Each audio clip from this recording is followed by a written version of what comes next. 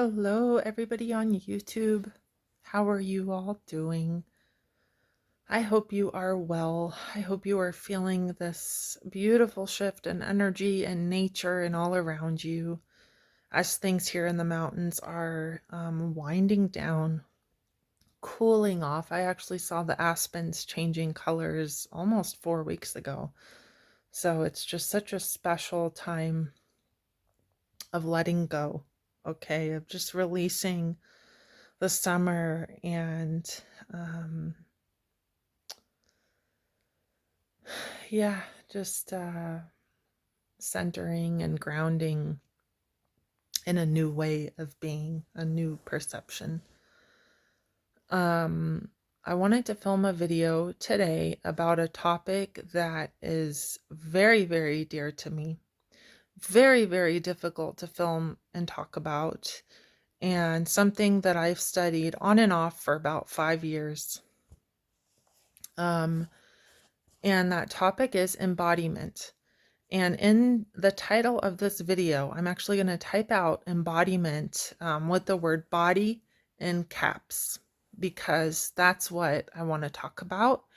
And that's what I really want to focus on. I remember trying to film content about this stuff about 4 years ago and just being so lost and so confused about that process of how these really intense, super highly charged energies were expressing through my body, what they were trying to do to the body, through the body, and really just not understanding what they were.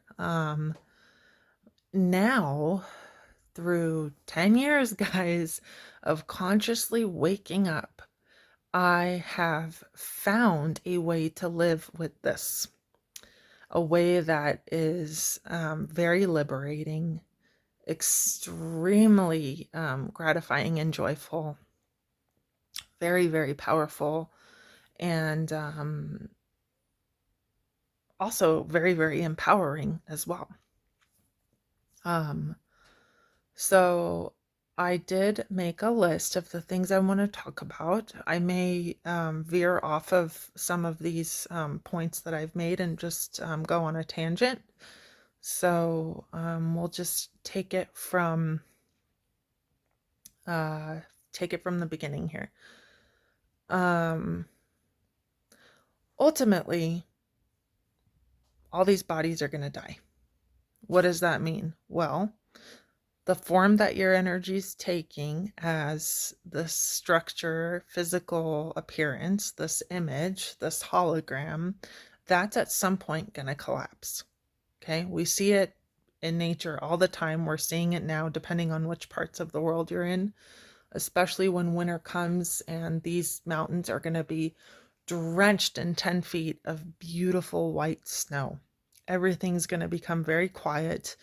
I won't be able to see all these colors and these leaves and these flowers and grasses. It's just going to all be gone. Nothing in this life is permanent. Nothing in this life lasts forever. That is why being attached to this body, especially on the spiritual path, comes with this, especially at a certain level of awakening, comes with this detachment energy. Here's where things go wrong. In that phase of detachment where we realize we are eternal beings, we may fall into this little whirlpool of self-abuse, of abusing our body.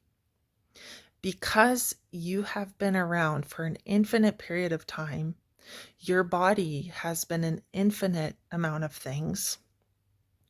You are made of universal energy. You have been everything. You know what not being safe in the physical is. You know what it's like to bleed. You know what it's like to break. You know what it's like to crumble. You know what it's like to die, because you've done it 1,000 times. You've done it many, many, many times. And that memory is encoded in your field. That memory of not being safe is an aspect of psyche. an aspect of your consciousness. Some of us have had very, very horrible deaths. All of us have had very, very horrible deaths. From the mind-based perspective, death is a very, very scary thing because mind cannot compute eternity. Mind cannot compute essence. Mind can only compute the temporal because it itself is temporal. So it can only know itself. Your true self, who you truly are, can only be known by your true self. That is what we talk about when we refer to that which is eternal. When you were a child, you grew up in a child's body. I see my little guy, Alexander, poor little man. He has, all children go through this. He has fallen down, scraped his knee. Things have fallen on his head. He's bumped his head. He's fallen on his back. The things that this little man has withstood in the 2 years that he's been around is insane, right? But some of us, as we age, the bodies can go through many, many difficult, invasive experiences. As children, it's so hard because children are usually the most vulnerable, innocent little things, and they are exposed to just, in some parts of the world, especially right now, they're exposed to just so much harsh treatment. And this is such a central issue because this comes down to really just what we value in life as humans. We have come to so far removed from the things we value that in some cases we just treat children like cattle.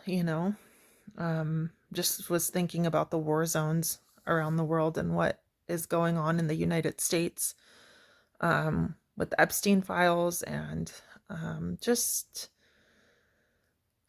feeling unsafe in the body being an unsafe place that gets encoded through time early on.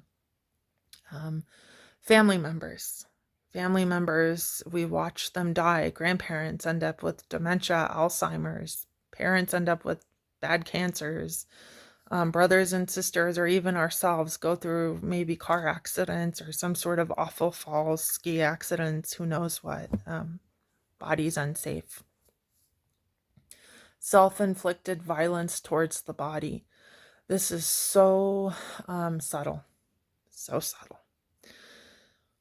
My hair's grayed a lot.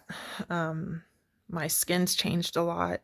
My body is changing. I turned 40 this year. The body's turning 40. Not me, my body. Violent thoughts about the body. Violent thoughts of not liking the body. Our diets. GMO food. Going under the knife. Rape, poverty, lack of food. Ultimately, everything that we see that we can lay eyes on as an image is the material realm, the temporal realm. Mind and thought equals material. What you have in here manifests out here. We know that. Basic spiritual knowledge. Okay? Everything you are looking at in your life right now is composed of the consciousness right here. This is why I'm going on about this and starting the video with all this stuff. If the body is not a safe place for you, you will not embody. You will not embody the consciousness, the higher consciousness of awakening. Okay?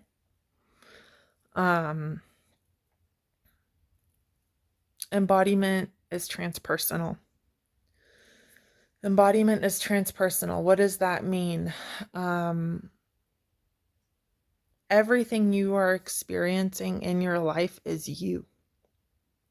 Okay? If your consciousness is going towards global warming, pollution, environmental devastation, destruction of habitat. If you are looking at multiple people in your life who have cancer, where are the cancerous thoughts in you? Where is the destructive thinking in you? Where's the anger and the rage and the grief in you? This is the transpersonal inquiry of awakening. When I stood at the threshold of shifting into a mother, which I cannot believe it's almost been 2 years, I stood at the recognition of a very wounded, dark, abandoned, painful place. All the parts of me that had been unmothered, all the yearning that I had for my own mother to be the loving, safe space that I needed, all the support that I needed, all the resources that I needed, all those things that I needed that I never got, came up like a tsunami and just began to drown me in fear, paralyzing me in fear. My thoughts spiraled down very, very dark tunnels that I could not get out of. How could I, who had not mothered myself, now mother my son? Okay. How could I cook for myself with a debilitating exhaustion? How could I, I wasn't getting offered really any of the help that I needed. I was on my own. My husband was working long hours, and it was just me and this little guy, and just pure exhaustion, like literally just getting through each moment, one after the other, trying to cook healthy food, trying to get fresh air, getting the right amount of sleep. All of that was so difficult. So I had to lean into getting external help, acupuncture, a little bit of yoga, a couple massages, not many. I wish I had done more. The body had to become a very loving space for me in order to be a mother. And I had to forgive so much. I say this in my videos all the time, guys. I had to forgive so much of myself. I had to have so much compassion for myself. I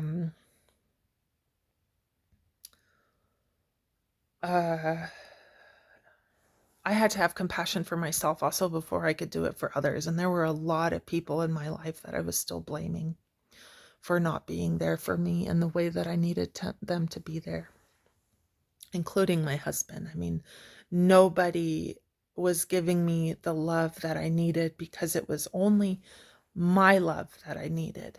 My love was the only frequency that could satiate the thirst and the hunger, the starvation within me.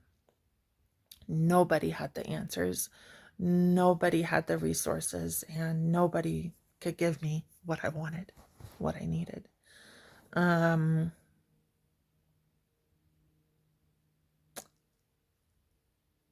The body is your access to a loving and breathing pure consciousness. Okay? And let me explain what I mean, because that's only half of the truth, because that's an inverse statement as well. Your pure consciousness is also access to the loving body as well, but they have to go hand in hand. They have to work together. You can't just work on one and not the other. But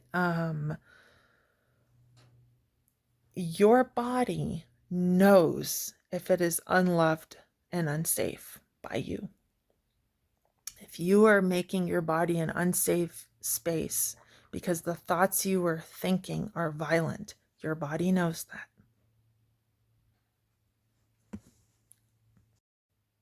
Sorry, that just cut out. Your body knows that, and it will give you illness accordingly. It will give you illness accordingly.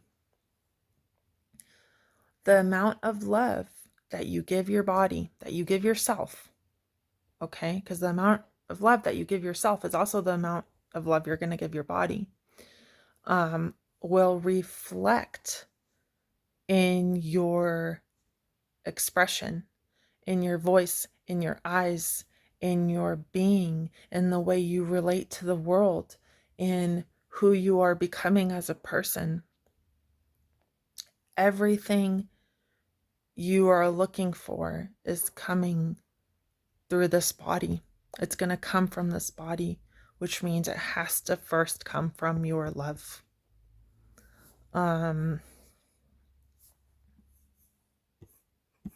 This is the video that I have wanted to make for so long,